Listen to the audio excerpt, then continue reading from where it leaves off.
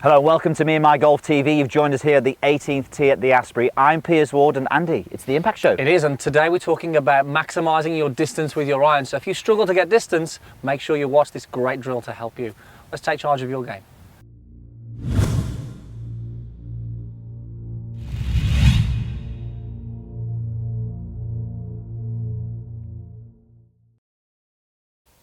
Okay, so hope you had a great weekend. Welcome to this week's Impact Show. This is where we answer questions on your golf swing to help create more impact in your game. Indeed, guys. Now, don't forget to get involved. Go to Facebook, go to the Instagram, and go to Twitter and meandmygolf.com. Post your questions using the hashtag Impact Show. Yes, and today's question comes through Facebook from Cameron Miller. Talking about his irons, he says, I feel like I haven't been reaching the maximum distance I should be with my irons. I've tried many things to get more behind the ball, but that seems to create other problems. What can I do to reach my full potential with the irons? Now, we see this a lot, Pierce, and sometimes it's not about the speed, is it? It's about really the impact that you create and the lofted impact. And we see so often that the guys that we coach, we see a breakdown and they end up sort of returning the club into a poor position at impact, which really causes that weak high flight. And if we can get a better impact with the irons, we're going to create a more penetrating ball flight and going to maximise the distance. Really, that's a big deal. You will see people who've got a very good setup, got a nice backswing, but then through the ball they're not great. And that's what we're going to do, Cameron. We're going to give you a drill which is going to get you better through the ball. And I really believe that, you know, we talk about this a lot, Andy, don't we, that the club, what the club is doing from waist high on the way down through the ball, that's actually the most important part of the golf swing. And that's where the best players in the world are pretty consistent. Okay, so let's talk about what potentially you might be doing through the ball with what we see so often with this sort of breakdown, Pierce. What do we see a lot?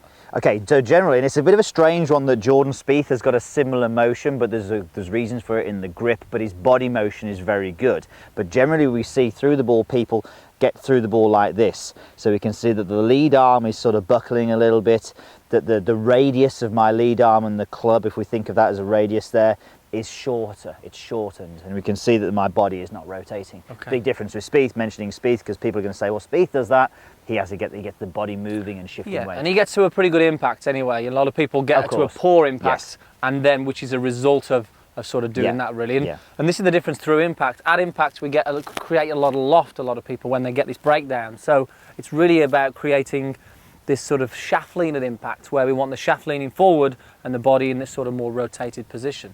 So I think if we can improve, like we said, Pierce, from waist height down, if we can improve this impact where the shaft leans forward and we've got a better body rotation, you're definitely going to hit it further, aren't you? With less effort, really. Without doubt, without doubt. So as opposed to sort of, as we say, going through the ball like this, we want to look as though we go through the ball more like this. Shaft leaning forward, much better body rotation. Does that look good? That looks all right, it looks all right. And that full extension, this is crucial here. We can see, if we drew a line from Pierce's left shoulder down, we can see that he couldn't really get it any further away, that club head. He's sort of got maximum radius there in the golf swing, and that's definitely going to help strike, definitely going to help power, and definitely going to help the penetration of the ball flight, isn't it? So we do have a drill for this, Pierce. We do indeed, we do indeed. We haven't got a name, so post your comments down below on what we should call this drill. So what we are going to do is, keeping the theme of the short swing, we're going to go back to here, so just a half back swing, and then you are going to hit the ball hard from here. Okay, so you're going to hit the golf ball hard, but you are going to stop your club head.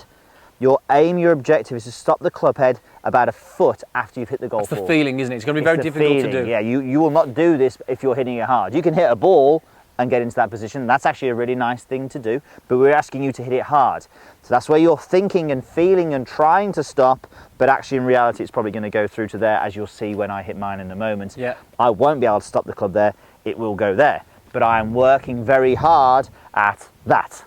And you can see there that club head is well out, we've got full extension of the arms, great position to be in, and I think like you say, this is going to change the impact, Pierce, isn't it? It's going to create a stronger lofted impact.